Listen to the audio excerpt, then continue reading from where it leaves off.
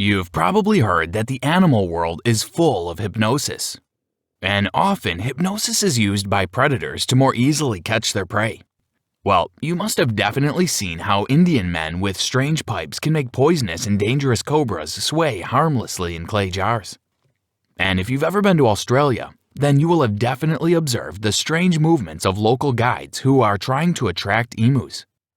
So, hypnosis definitely works on animals.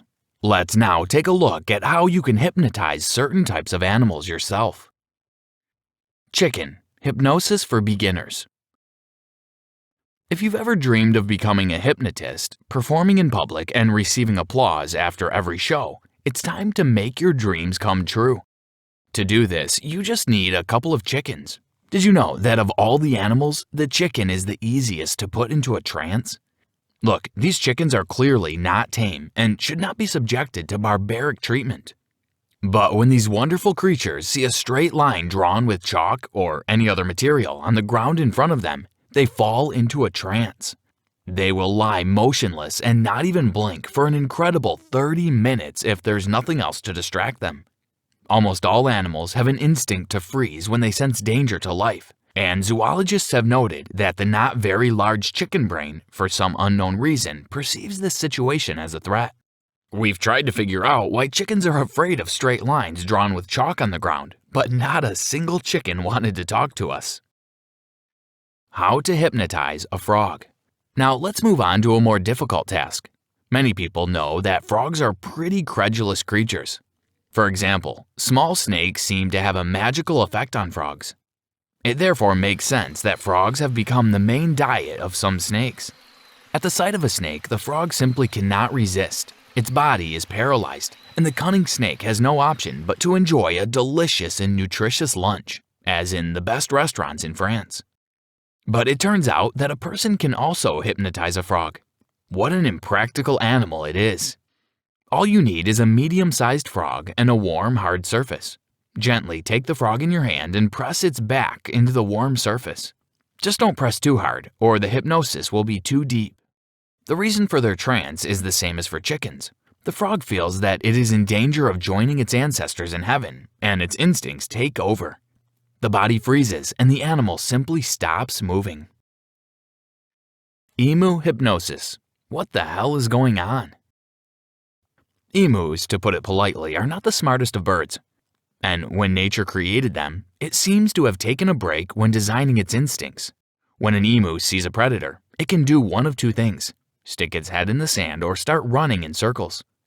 As you can imagine, none of these behaviors help the emu to avoid the sharp teeth of a predator. However, they can reproduce prolifically and run fast. Scientists say the strange behavior of emus is because of their very small brain. Their eyeballs are the size of bowling balls, and there's simply no room left for a brain in their tiny heads. The wrong priority, right? Well, at least they can see well. But you may succeed at hypnotizing an emu. You just need to lie on your back, raise your legs up, and begin to make movements with them as if you were riding a bicycle. Emus apparently have some kind of foot fetish because they will approach such a person as if they were hypnotized. Only when they are within about 5 meters of the person do they think, this is a human, run! How do you hypnotize a cobra? These Indians are mysterious guys. One of the most mysterious things they can do is snake charming with little pipes called punga. You might be surprised to learn that the cobra does not actually hear sound. So the whole punga game is just for the audience's benefit.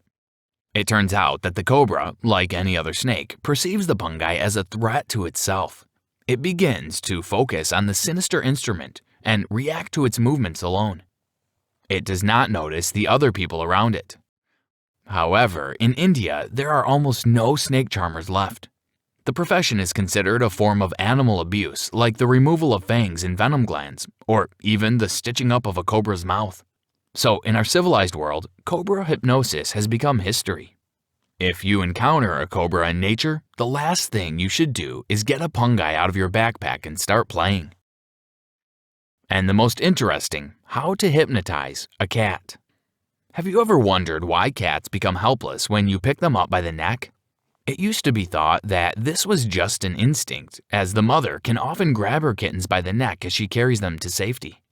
Therefore, cats supposedly trust the one who does this.